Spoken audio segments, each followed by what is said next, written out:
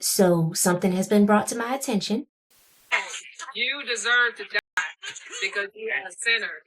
And when you see stuff like this, a lot of y'all, this is the reason why we stepped away from Christianity. As we know throughout history and what we are seeing today, the ones who walk with the divine energy and the divine source gets manipulated sometimes. And they understand the cost that is involved. I said, close them doors. Ushers, close the doors. Close the doors. Close the doors. But I need everyone standing up here with us, with me, to plant a seed of $100. Bring them baskets. I want the baskets up here. I want to see the folk. Y'all start moving. Spiritual manipulation doesn't just exist in one religion, one way of life, one group of people. This is where you start to learn your discernment in whatever way of life that you walk. When I was a little girl, I was told by my pastor that I inherited gifts from my bloodline by ancestors that were evil and demonic. And I was told to pray away the gifts. And gaslight in terms of money, he would always say that, oh, you need to give a prophet his offering. You need to be sowing seeds for your marriage. They will see how desperate and gullible you are, and be like, I'm about to milk this woman for all her money. I'm about to have her come here, get a spiritual cleaner every 3 weeks, and all I'm going to do is just hit her with some Florida water and a palm tree leaf. If you're looking for some type of guidance, whether it goes from astrology to spirituality, you need to be careful because you might see stuff like this. Question: are astrology creators now just copying each other, or am I just in the matrix and there's a glitch? Let me show you what just happened. For the next 24 hours with this full moon in Capricorn, you need So to be this as is the zen as first one that I possible. saw. If anything triggers you, annoys you, irritates you, do not react. Do not blow up. This is not the time. Then I scroll. Next 24 hours with the full moon in Capricorn, I need you to be as zen as possible. Pay very close attention to the things that irritate you, that aggravate you. If something bothers you, don't blow up. This is not the time to blow up at anyone. Don't text your ex back. Don't confront anybody. Don't even try to clear the air. The energy will come right back to you. This is not the time to get back with anyone because you don't want that energy coming back to you. The moon is in Capricorn. I've heard. Now, I'm just an observer, okay? But you can tell the person who looks like they reading from a script, and you can tell the person who actually looks like they talking from their dome, their mind. And y'all, it's not just in astrology, it's across all types of content. If you're starting to notice that authenticity on these apps and this online presence is starting to get a little bit more slimmer and slimmer every day. Now pay attention. I'm about to show you the original video, and then I'm going to show you the person who copied it. These are some spiritual warnings that you should never ignore. These are some spiritual signs you should never ignore. Starting off really strong with number one, if you're getting ready to leave your house and you notice that you keep forgetting everything or you keep dropping things, stop. Don't leave your house. Sit down for a little bit, wait it out, and then leave. Let's start strong with number one. If you're about to leave your house and you keep forgetting stuff or dropping things, pause. Sit down for a bit. Wait before you leave. That is a sign that your spirit guides are trying to protect you by stalling you from leaving at that specific time, because it could very well protect you from getting into a car accident or even worse. This is your spirit trying to protect you. It's more than likely slowing you down so you don't leave at the wrong time. This could be protecting you from an accident or even worse. Number two, if you're ever sitting there having a conversation with someone and you notice that mid-sentence you get a really bad feeling or you're forgetting what you're even talking about, stop oversharing. Number two, if you're talking to someone and you suddenly feel a weird feeling, or you forget what you're even saying, stop sharing so much. It's a sign that you're literally sharing things with the wrong person. This is a sign you're talking to the wrong person. Change the subject, protect your energy. Change the subject. Number three, if you're the type of person that keeps plants in your home and then out of nowhere it dies, that was your plant absorbing negative energy that was meant for you. 3. If you have plants in your home and they suddenly die out of nowhere, that plant took negative energy that was meant for you. Try to think back to who was the last person that came over. That person did not have good intentions for you. Think about the last person who you had inside your home. They might not have had good intentions for you. And 4, never, and I mean ever, allow anyone to touch your hair. That is your crown. And last, never just let anyone touch your hair. Your hair is your crown. That is your protection. That is where your energy, or most of your energy is. They can definitely prey upon it and put really bad intentions on you. It protects your energy. A person with bad intentions can put negative energy on you through your hair. Protect yourself. Your spirit's always talking to you. Listen. Now, her video was uploaded June 12th. Somebody has saved his video on July 11th. So be careful when you think you are getting authentic information from somebody. It might be just somebody copying off another person. I found his page and he deleted the video off of his page. But, you know, when I saw his video pop up on my timeline, I was like, I heard something like this before and it's the same thing. And I looked back and I'm like, dang, he really copied her video word for word, step by step, spiritual warning by spiritual warning. The only reason why I'm showing y'all this is not to expose that specific person, but I just wanted y'all to be able to see that this is the type of stuff that's happening online in different spiritual communities and people who are manipulating other people out of money, and they want to manipulate you because you're either going through an awakening or your spiritual gifts are coming online, and they're the ones who are trying to guide you or create content that guides people. I agree that a lot of it does sound like a word for word ChatGPT script, but another person commented also saying that this is happening on a lot of the different areas, like not just for astrology, and you know, people are in this echo chamber, and you know, even psychics are saying the same things, etc., etc. So today's video is going to be a little mixture of discernment, spiritual hygiene, and spiritual manipulation that I just feel like really needs to be addressed right now. So let's get into it. I know they wearing white. I know they smell like sage. That don't mean you could trust them. Don't be dumb and delusional believing every spiritual leader, because some will take advantage of that and manipulate you and use you. Don't think just because someone wears all white, they have a bunch of leakies on, they have a bunch of crystals on, they keep their hair tied up, they speak a certain way that's like, oh my gosh, I could trust them with everything. I have to tell them all my problems and pay them a bunch of money to do spell work. No. People are human. Just how there's good and bad people in every day that you run into, it's the same thing with being spiritual. Just because someone refers to themselves as spiritual and they may be spiritual doesn't automatically make them a good person. Just like with other religions, just because someone is Christian does not make them a good person because they're Christian. So don't be naive like, oh my gosh, I don't know what I'm doing, so I have to go to someone else so they could do it all for me.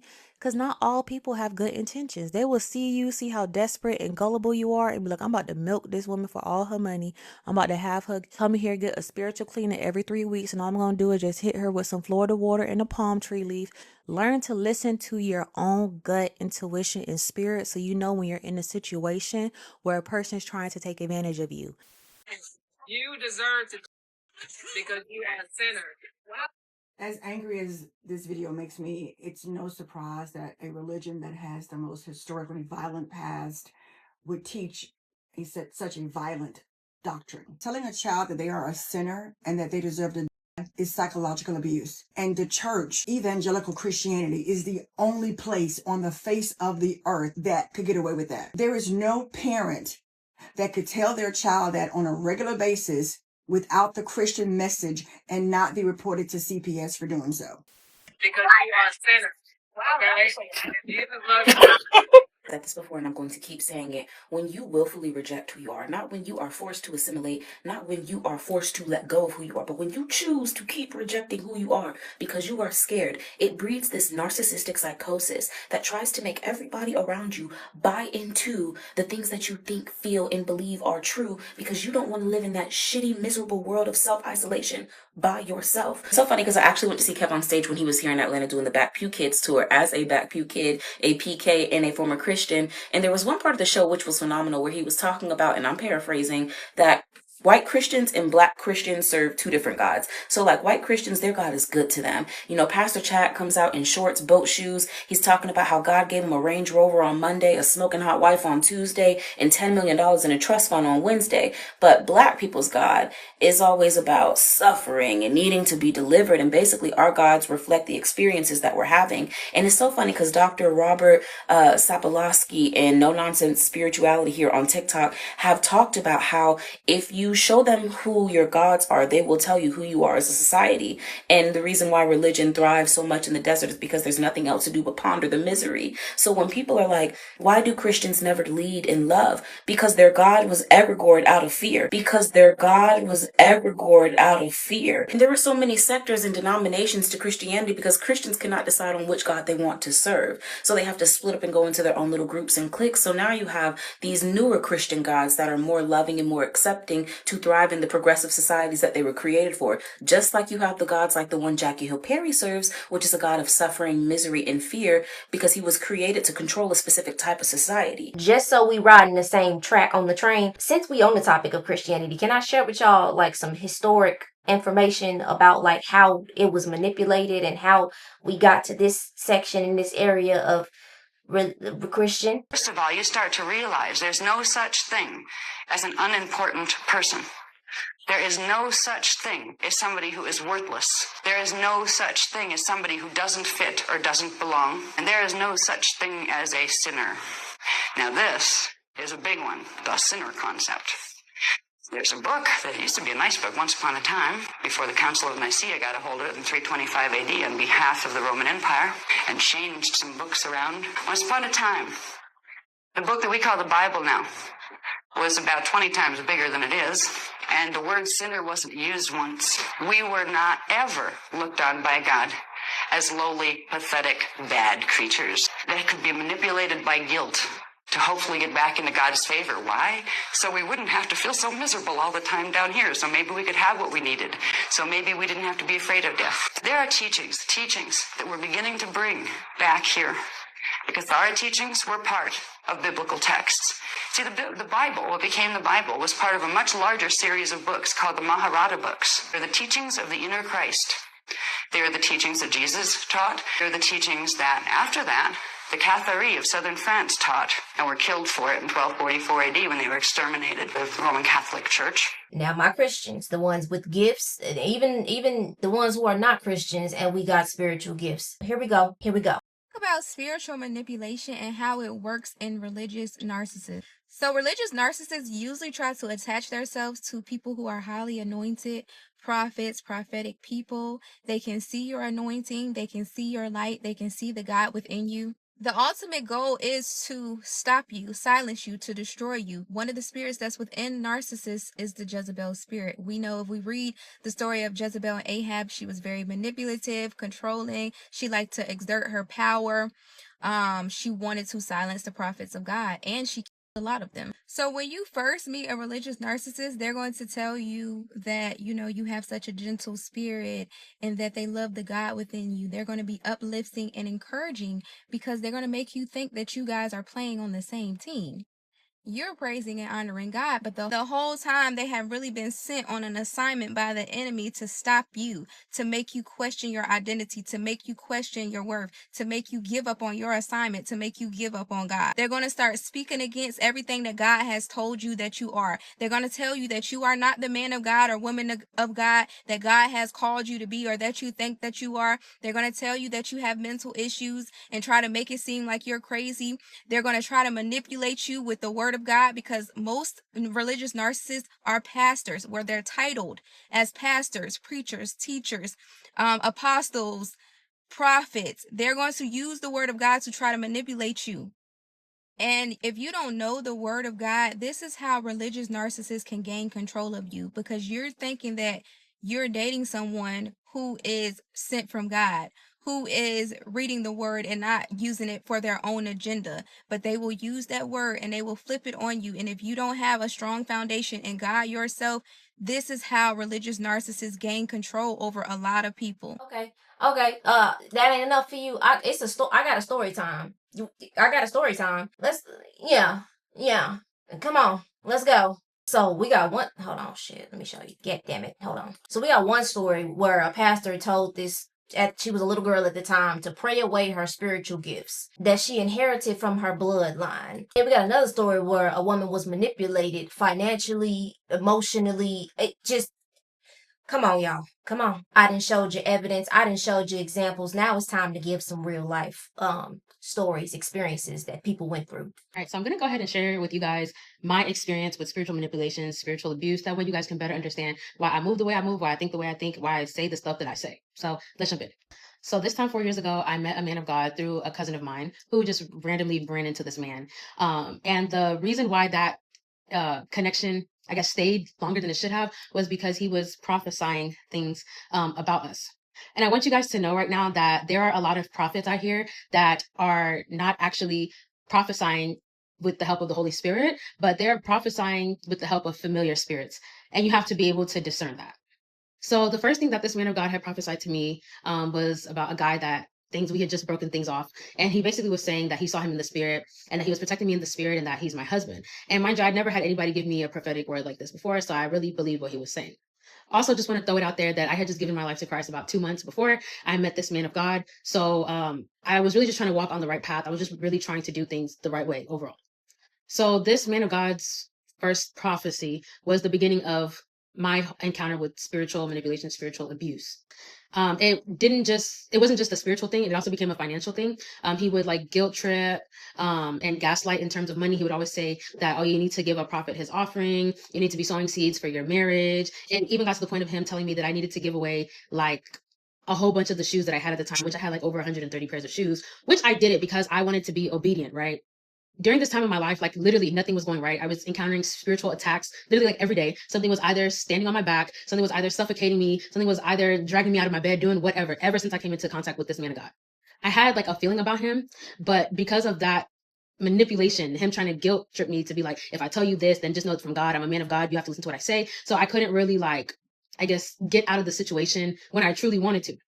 This man of God also said that God brought him from Nigeria with nothing to come and start a church here in America. And I just want to say, guys, it's been like 4 years. There's no church. Honestly, I believe that he was trying to use myself, my cousins, aunt, uncle, and anybody else that he could get to swindle money out of. So he's like the Tinder swindler, but in ministry. Yeah. So he was always having these revelations, like I told you guys about, because when there's a difference between a prophecy and a revelation, but we won't get into that later. So he was always having these weird revelations, and it was always like somebody getting kidnapped, somebody dying, them wearing a garment of shame, just very weird things. And it got to the point where he had a revelation concerning my dad, supposedly, and told my mom that in order for the revelation to be reversed, that she was going to have to pay a certain amount of money. So essentially, he swindled my mom out of hundreds of dollars. It even got to the point where he said things like, oh, your sister is jealous of you. You need to keep your distance from her, and, stuff like that. And at the time, my sister was pregnant. When women are pregnant, emotions and hormones, everything is like high. So my sister, I wouldn't necessarily say she was acting a type of way, but because of what revelations this man of God was having, I really started to believe what he said. And I did put distance between myself and my sister.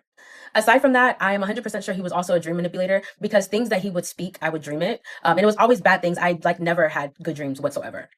Aside from that, the guy that he claimed that I was supposed to marry, the reason why things were broken off was because there was someone else that he actually had in mind to marry, who he's actually married to now. And I was definitely in denial the whole time, even to the point of God showing me in a dream that him and his now wife were married, and she got pregnant and gave birth to a baby girl, which she actually did 2 years after me having that dream. But because this man of God kept saying, oh, the woman that she's with, she's not the one for him. She has a Jezebel spirit, all these things. Like, he was really manipulating the situation. And as he's manipulating the situation, he's milking money out of me. And like I told you guys, I was not having a good year at all when I was connected to this man of God. So her dreams was telling her, this man is already with somebody else. He's about to get married. She even saw the child being born, what gender the child was.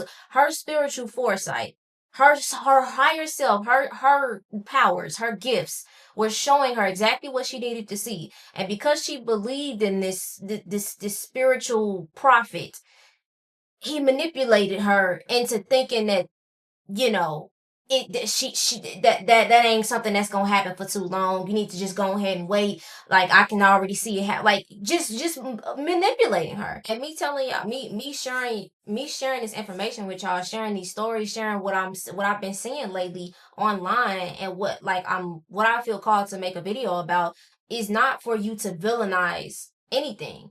It's for you to have discernment.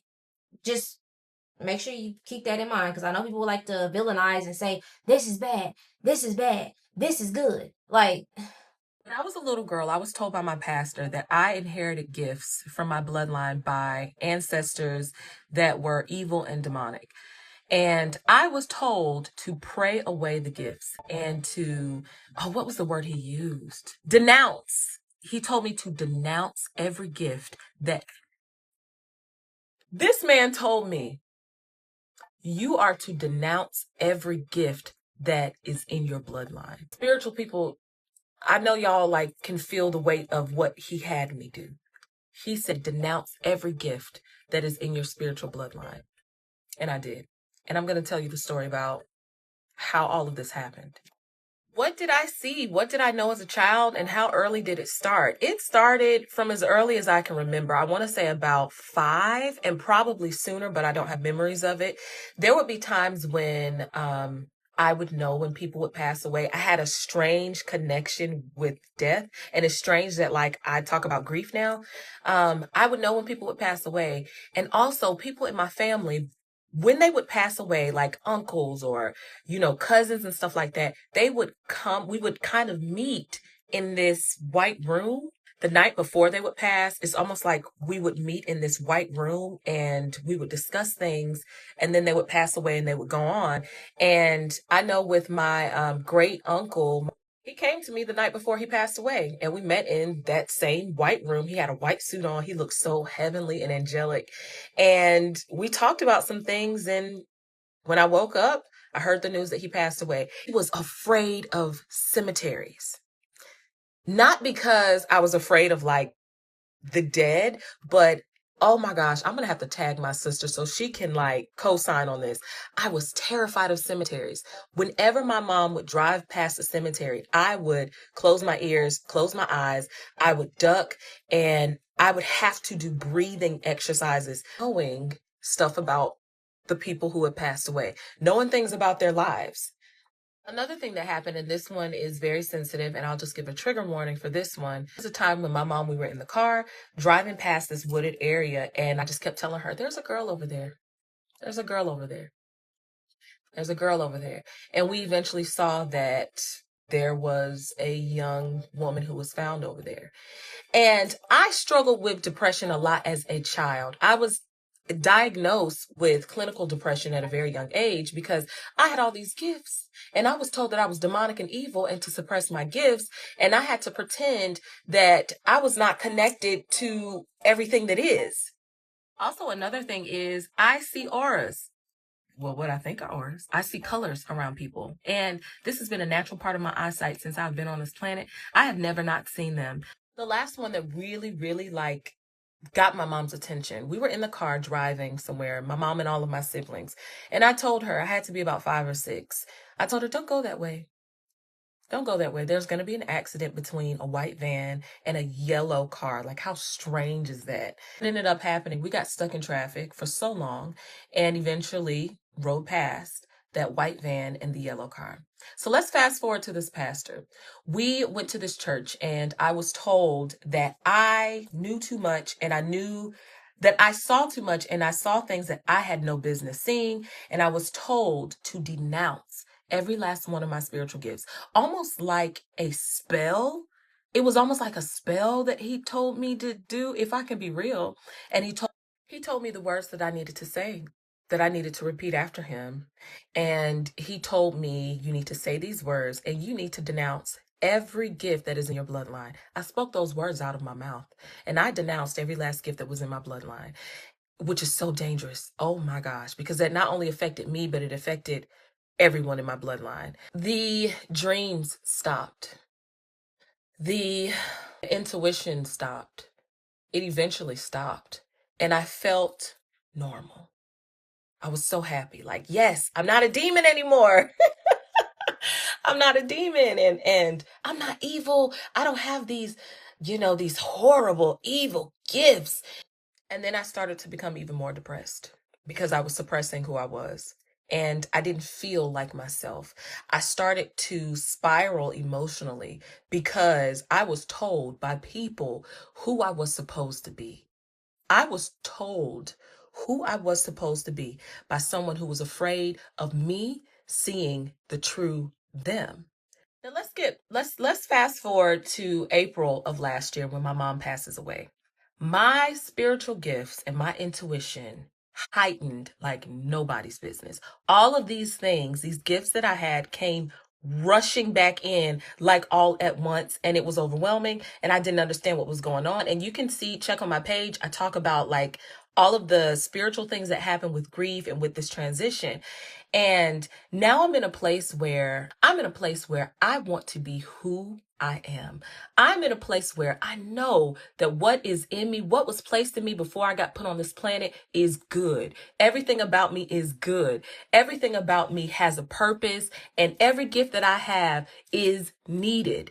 If your leader asks you to diminish who you are so that you don't see, are they really a leader? At this point, I'm pretty sure y'all already know what's been going on. I feel like we all have seen enough, and I just want to make sure that, we stand on our P's and Q's when it comes down to what we are engaging with in our awareness. They see you're anointed, they see you have this light, they see that you will be able to call that person out, and they wanted to prevent that. That's the same thing narcissists do, you know? If you made this far to the end of the video, I just want everybody who's watching this know right now, like, you don't have to pay for spiritual gifts, spiritual awareness, spiritual knowledge. Like, everything is within you, literally. And I know that might sound cliche. I know that might sound like some mainstream stuff that you're hearing online, but take it from a person who went through an experience of paying somebody for spiritual information about themselves. Like, I'm paying somebody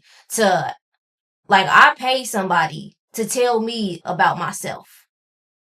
And that, like, when I think back about it, and the clarity that I did not receive from that situation, from that experience, it's like, okay, now you just wasting, I wouldn't want nobody else to experience that, or experience spiritual manipulation. Like, even if you, not just in Christianity, but in like spirituality, in these different areas where people are trying to get more money out of you, or asking for ridiculous amounts of money, or trying to milk you dry for their own benefit, you're not getting nowhere near your desired space. For me, spirituality is about the walk within, not the walk outside. Your journey, that your higher self, your ancestors, your guides, the ones who are your loved ones, the ones who are on the other side teaching you, that is how it's supposed to be. It's supposed to be a personal relationship with yourself. It's a walk within. You getting this is what it means to have that connection with you, your divine source, your ancestors, your gifts. It's a walk within. If you resonate with somebody who's giving out spiritual information or spiritual height, anything that comes down to your evolution down your path, your spiritual path, your mental path, your physical health. Now, if you want to get a tarot card reading every now and then, that's your business. But if you contemplating on spending $2,000, $600, $700, $800 on some spiritual work, no, don't do it. The most important thing is just to get the necessary information. If they're not showing you how to do it yourself, then they're not, no. Now, if you want to join me on the next video, we're going to go over spiritual hygiene. And a lot of people are coming into their spiritual gifts. So I want to cover that as well.